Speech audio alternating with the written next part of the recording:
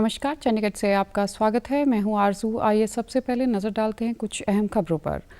विदेश मंत्री के अनुसार कोरोना महामारी के बाद भारत की वैश्विक स्तर पर होगी सक्रिय भूमिका। हरियाणा के राज्यपाल ने हरियाणा दिवस के अवसर पर अपने संदेश में कहा कि राज्य प्रदेशवासियों के कठोर परिश्रम और सहयोग से विभिन्न क्षेत्रों में देश में है प्रथम स्थान पर।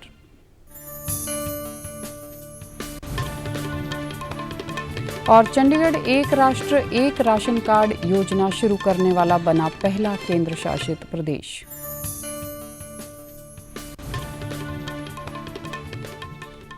अब समाचार विस्तार से। देश में कोरोना के सक्रिय मामलों का कम होना लगातार जारी है। पिछले 3 दिनों से सक्रिय मामलों की संख्या 6 लाख से कम रही, जो कि पिछले 3 महीने में सबसे कम है। इस समय देश में बीमारी के 5,70,458 सक्रिय मामले हैं। केंद्रीय स्वास्थ्य मंत्रालय का कहना है कि देश भर में राज्य और केंद्र शासित प्रदेशों द्वारा बीमारी के खिलाफ लड़ी जा रही लड़ाई के दौरान उठाए गए कदमों के कारण कमी आई है। सक्रिय मामलों के कम होने के कारण भारत एक ऐसा देश है जहां पर 10 लाख लोगों के पीछे सक्रिय मामले बहुत कम हैं। दुनिया में कोविड-19 से होने वाली मृत्यु दर भी और देशों के मुकाबले बहुत कम है। मृत्यु दर 1.50 से कम हो गई है, जबकि इस बीमारी से स्वस्थ होने वाले मरीजों की दर बढ़कर 91.54% हो गई है। पिछले 24 घंटों के दौरान 58,684 व्यक्ति इस बीमारी से मात देकर स्वस्थ हुए हैं। अब तक कुल 74,91,513 रोगी ठीक हो गए हैं। पिछले 24 घंटे के दौरान 46,963 कोविड-19 के नए मामले सामने आए हैं, जबकि 470 लोगों की मृत्यु हुई है। विदेश मंत्री डॉक्टर सुब्रमण्यम जयशंकर ने कहा कि कोरोना महामारी के बाद के समय में भारत अंतर्राष्ट्रीय जगत में अधिक सक्रिय भूमिका निभाएगा। आकाशवाणी द्वारा आयोजित सरदार पटेल व्याख्यान में उन्होंने कहा कि भारत अफ्रीका और कैरेबियन देशों से लेकर दक्षिण प्रशांत तक के देशों के साथ अपने संबंधों को प्रगाढ़ करेगा। उन्होंने कहा कि आने वाले समय में भारतीय कूटनीति अपनी प्रतिरक्षा और सुरक्षा जरूरतों तथा आर्थिक और वाणिज्यिक हितों के अनुरूप होगी। विदेश मंत्री ने कहा कि कोरोना काल की अनिश्चितता से बाहर निकलने के लिए ही आत्मनिर्भर भारत के दृष्टिकोण को बढ़ावा दिया जा रहा है। Sardar Patel steered through the immediate aftermath of partition and shaped the firm establishment of our modern nationhood. He left us with his dreams of an India that would take its due place in the Committee of Nations. But he also provided us the inspiration to traverse that pathway with determination. His assessment of the landscape and the hurdles that we may face was always grounded in realism. As we near the 75th year of our independence and seek to overcome an unexpected challenge, transforming this crisis into opportunity would surely be his way of responding. S Jaishankar ने कहा कि भारत अपने निकटतम पड़ोसियों को प्राथमिकता देना जारी रखेगा। उन्होंने कहा कि व्यापार, संपर्क और आवाजाही की सुविधा बढ़ाकर और आतंकवाद को समाप्त करके ही क्षेत्रीय संबंधों को मजबूत किया जा सकता है। उन्होंने कहा कि सीमा पर शांति के कारण ही 3 दशकों तक भारत और चीन के बीच सहयोग में वृद्धि हुई। दोनों देशों के संबंधों को फिर से सामान्य बनाने के लिए आपसी समझौता सम्मान करना होगा और वास्तविक नियंत्रण रेखा को एक तरफा तौर पर बदलने की कोशिश स्वीकार नहीं की जाएगी। कार्यक्रम की अध्यक्षता अल्पसंख्यक कार्य मंत्री मुख्तार अब्बास नकवी ने की। कार्यक्रम में विदेश राज्य मंत्री वी मुरलीधरन और प्रसार भारती के मुख्य कार्यकारी अधिकारी शशि शेखर वेम्पटी भी मौजूद थे। हरियाणा के राज्यपाल सत्यदेव नारायण आर्य ने हरियाणा दिवस पर प्रदेशवासियों को हार्दिक शुभकामनाएं एवं बधाई दी हैं। उन्होंने कहा कि हरियाणा कई क्षेत्रों में देश में प्रथम स्थान पर है। यह प्रदेशवासियों के कठोर परिश्रम एवं सहयोग से संभव हो पाया है। पर प्रदेशवासियों को हार्दिक शुभकामनाएं एवं बधाई देता हूँ। हरियाणा विभिन्न क्षेत्रों में देश में प्रथम स्थान पर है। यह प्रदेशवासियों के कठोर परिश्रम एवं सहयोग से संभव हो पाया है।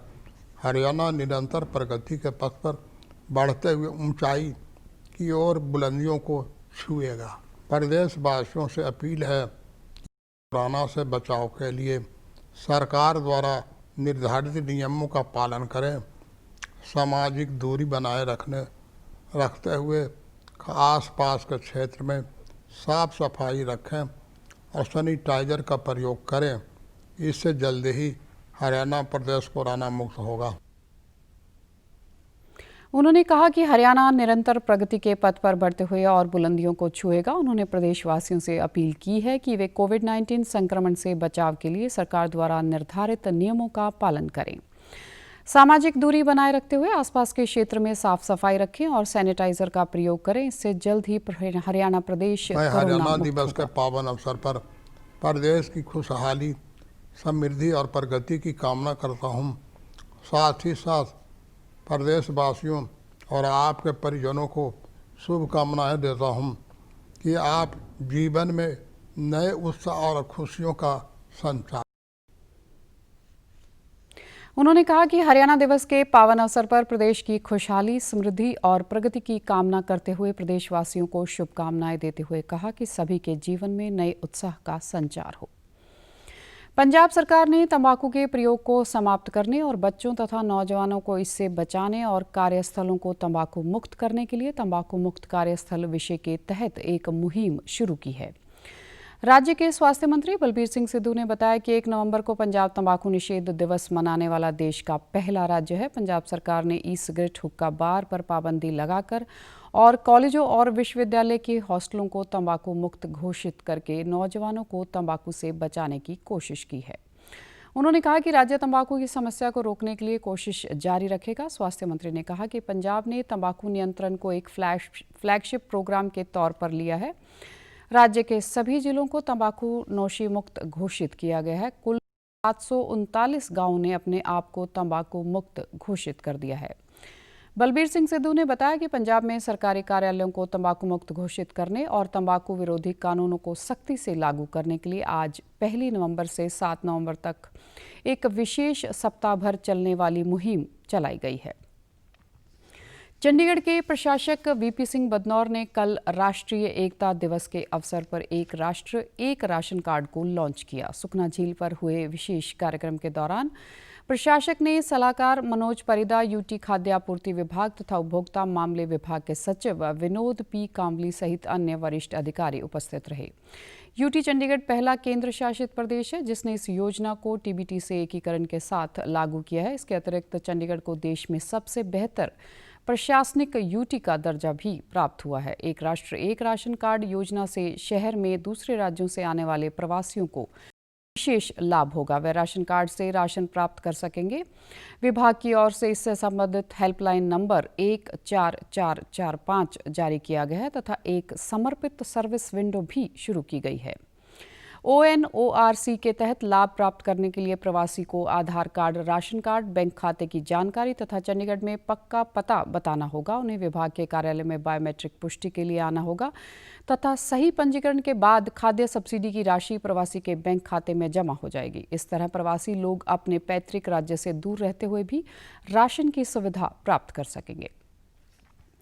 चंडीगढ़ में कल कोरोना संक्रमण के 67 नए मामले मिलने की पुष्टि हुई है तथा इस समय कुल 641 कोरोना पीड़ित उपचार अधीन हैं। यूटी स्वास्थ्य विभाग की ओर से पिछले 24 घंटों के दौरान 925 मामलों की कोरोना जांच की गई, जिसमें से 67 नए मामले सामने आए हैं। एक 39 वर्षीय कोरोना संक्रमित पुरुष की मृत्यु के बाद अब तक शहर में 226 कोरोना पीड़ितों की मृत्यु हो चुकी है। चंडीगढ़ में बड़ी संख्या में कोरोना संक्रमित प्रतिदिन स्वस्थ हो रहे हैं। कल भी 82 ऐसे मरीजों को स्वस्थ होने के बाद छुट्टी दे दी गई तथा अब तक कुल 13,551 कोरोना संक्रमित शहर में ठीक हो चुके हैं। स्वास्थ्य विभाग की ओर से प्रतिदिन शहर के विभिन्न क्षेत्रों में मोबाइल टेस्टिंग वैन भेजी जा रही है ताकि कोरोना के संदिग्ध मामलों की पहचान कर इस बीमारी के संक्रमण की श्रृंखला को तोड़ा जा सके। आज सेक्टर 20 की आज़ाद मार्केट, सेक्टर 8 के कम्युनिटी सेंटर, मनी माजरा में ठाकुर द्वारा कम्युनिटी सेंटर, सेक्टर 46 के मंदिर तथा सेक्टर 26 के पुलिस अस्पताल में मोबाइल वैन टीमों द्वारा जांच का कार्य किया जा रहा है। प्रशासन की ओर से लोगों से त्योहार के मद्देनजर बाजारों में खरीदारी करते समय कोविड-19 से बचाव के लिए जारी हिदायतों का पालन करने की अपील भी की गई है। कोविड-19 के कारण लॉकडाउन के बाद रेहड़ी पटरी वालों को काम फिर से शुरू करने के लिए केंद्र सरकार ने प्रधानमंत्री स्वनिधि योजना की शुरुआत की है। इस योजना के तहत सड़क किनारे काम करने वाले लोगों को 10,000 रुपये का ऋण आसान शर्तों पर मुहैया करवाया जाता है। इस योजना के अंतर्गत 2022 तक सरकार ने 50 लाख से अधिक रेहड़ी पटड़ी वालों को ऋण उपलब्ध करवाने का लक्ष्य रखा है। चंडीगढ़ में भी इस योजना के तहत ऋण प्राप्त करके दीनदयाल त्रिपाठी और कमल ने फिर से अपना कारोबार शुरू कर लिया है। उन्होंने दूरदर्शन को बताया कि अब उनकी जिंदगी फिर से पटरी पर आ गई है।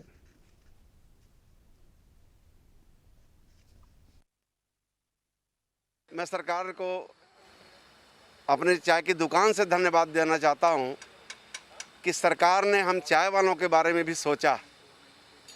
एक ऐसी सोच जो निचले स्तर के व्यक्ति तक पहुंचता है, ऐसे प्रधानमंत्री का मैं इस माध्यम से धन्यवाद करना चाहता हूं कि पहले हम कोरोना में ऐसे हो गए थे जैसे खाने के लाले पड़ गए थे, लेकिन आज की स्थिति है कि 10,000 रुपये सरकार ने बगैर किसी गारंटी के हमें लोन दिया। उस लोन के माध्यम से जो हमारी कमी हो गई थी, हमें कमी महसूस हो रही थी, सामान मेरे पास नहीं थे, कोरोना में खाने के लाले पड़ गए थे, वो कंटिन्यू हमारा शुरू हो गया। मेरे को मोदी जी ने लोन दिया है, मैं उस लोन से काम कर रहा हूँ तो और बढ़िया है। बाकी मोदी जी का धन्यवाद।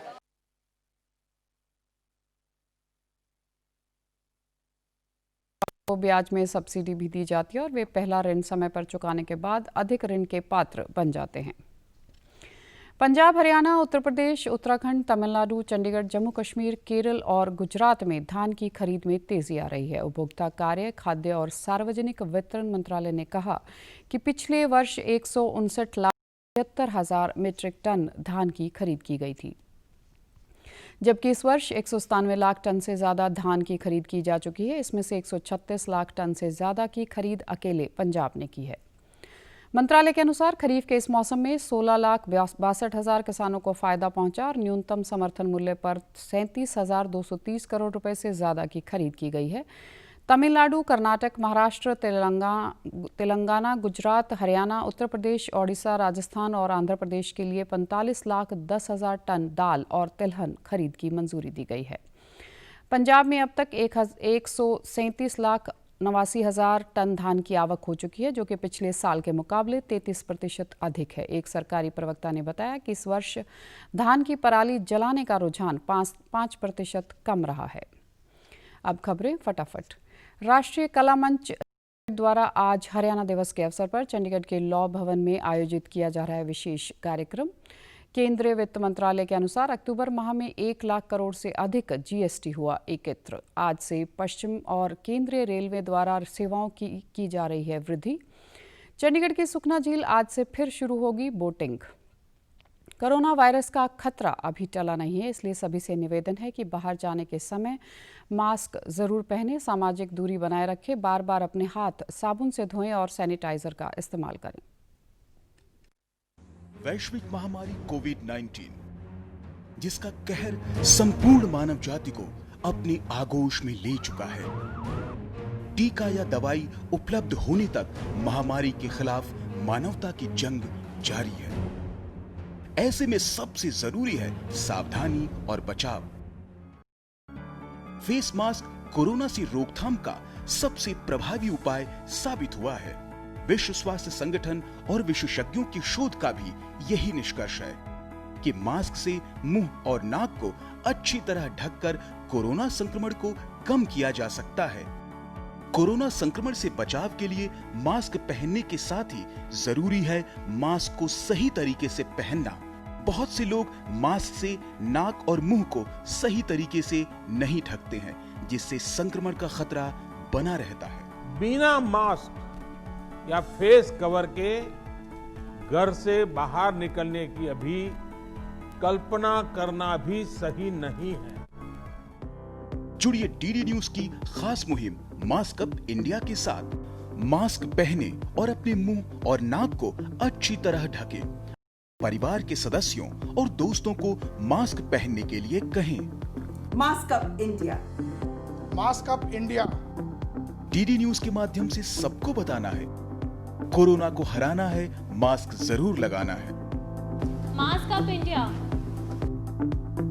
Mask up India, mask up India.